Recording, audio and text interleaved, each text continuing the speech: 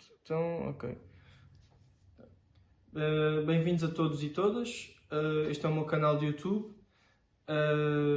Pronto, sejam muito bem-vindos.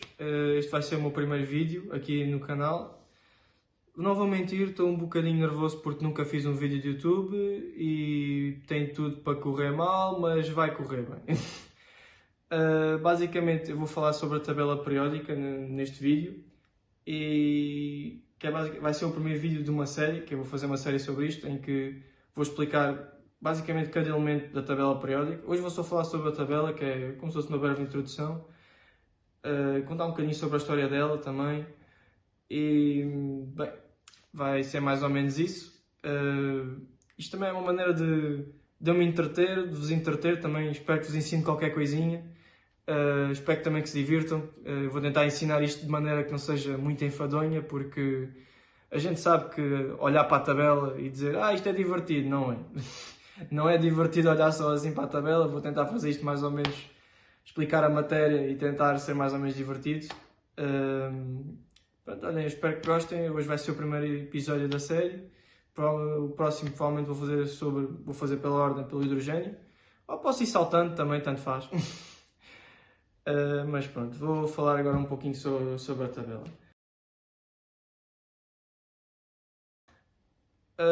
A química em si, ela só começou bem mais tarde na história, porque o que havia antes a malta chamava que era bruxaria, por isso vamos fingir que não conta.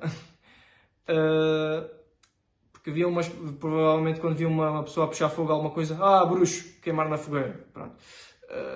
É aquela cena. E pronto. A tabela em si só começou a ser criada lá no século XVIII, em que basicamente eles olhavam, por exemplo, prata e ouro e diziam isto é parecido, vamos juntá-los numa tabela porque brilham, são bonitos e pronto. Era mais ou menos isso, era o que havia, não havia muito o que se fazer. Depois começou a haver uma malta mais inteligente, uns cientistas, como o Antoine Lavoisier, Joseph Proust, eu peço já desculpa pela pronúncia dos nomes, porque não é fácil,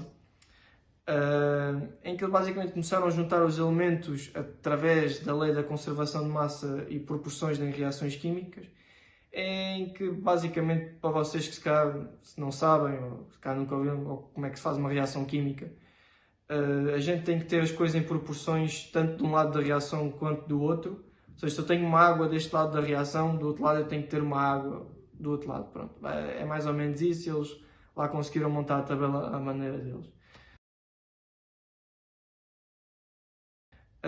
Depois disso, criou-se a lei das tríades por Johann Wolfgang, que eu presumo que seja alemão. Eu sinceramente não fui pesquisar as nacionalidades de cada cientista porque achei que era um bocado aborrecido e era mais giro ver-me a tentar dizê-los pela primeira vez. Em que ele basicamente juntava os elementos a 3 e 3 através do peso atómico, que é quanto pesa cada elemento, em que o elemento que ficava basicamente no meio, do meio dos três, era uma média dos dois elementos. Eu sei, é uma ideia genial, mas não é. É completamente estapafúrdio. Comparado com o que temos hoje, é completamente estapafúrdio. Mas coitado, era o que o homem tinha, também não havia muito o que se pudesse fazer. Depois surgiu outro nosso amigo, que é o John Newlands, que basicamente propôs a lei das oitavas. Eu não sei se ele era músico ou não, eu, sendo sincero, não investiguei quase nada sobre os cientistas, mas eu diria que ele é músico, porque a ideia dele para juntar os elementos na tabela, isto vem mesmo de músico.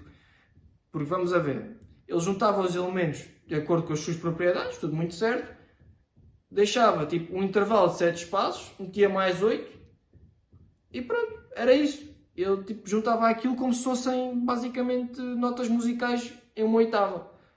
Tipo, o homem era pianista, uma coisa do género, tocava música, qualquer coisa desse género, não faço ideia. Eu um dia que descubra, posso-vos dizer, se quiserem que eu fale um bocado sobre algum dos cientistas que está aqui, eu posso falar, mas pronto, é um bocadinho mais chato.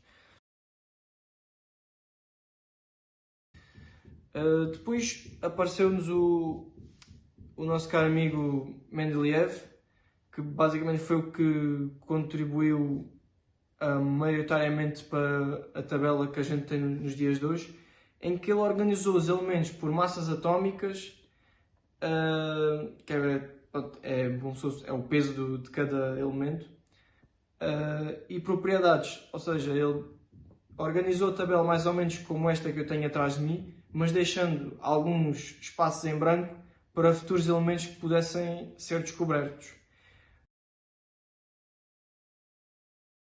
Que depois foram descobertos, que depois descobriu-se a teoria atómica, as partículas subatómicas, como os prótons, eletrões.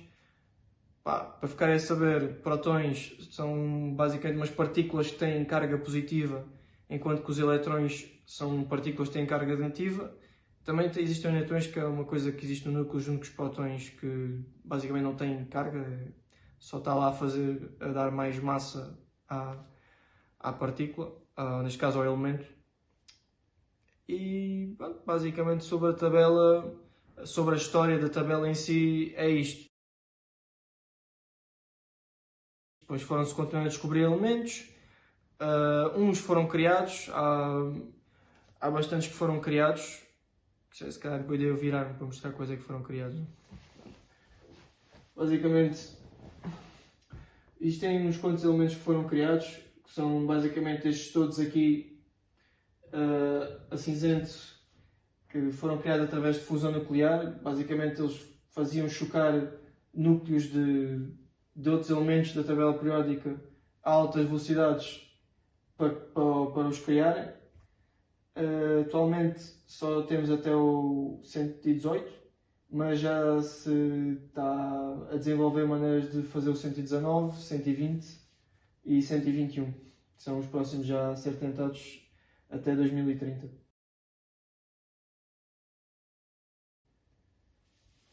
Como podem ver, aqui a tabela é dividida por grupos.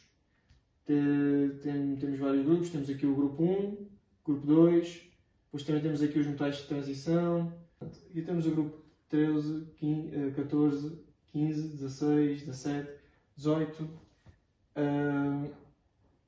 Eles também são divididos em períodos, que é basicamente como se fosse uma linha horizontal. E estão todos organizados pelo seu número atómico, que é este númerozinho que aparece aqui no canto. E pronto, esta é a tabela como a conhecemos, se calhar, há mais tempo. E pronto, temos vários tipos de informações que podemos tirar daqui. Por exemplo, esta besta aqui em amarelo são semimetais, nem são bem metais, existem ali no meio termo. Temos também aqui os metais alcalinos, metais alcalino-terrosos, que reagem muito com água e fazem umas explosões muito giras com a água. Que, se forem pesquisar na internet explosão, por exemplo, de sódio com água, vêm explosões, aquilo até pega fogo, é muito giro. Eu não aconselho que façam isso em casa já agora. Ou, se todo, não façam. Não quero ser processado. Vou apenas terminar o vídeo por aqui. Por isso, olhem, espero que tenham gostado. Deixem o like se gostaram mesmo. Se não gostaram, não metam nada. Deixem o vosso comentário. E pronto, vemo-nos para a próxima. Tchau!